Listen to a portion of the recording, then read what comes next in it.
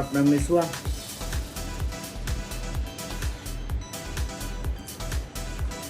Okay.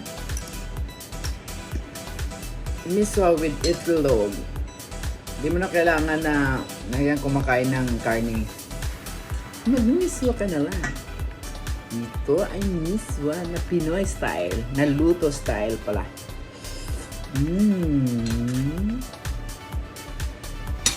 Tapos, magsawsawan ka ng fishball. Ito ay masarap at linamnam talaga.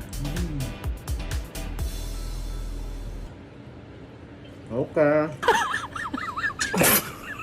Init.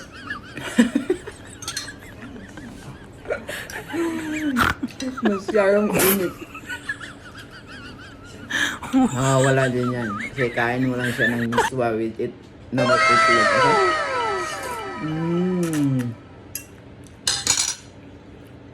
Thank you. Kain. Bye.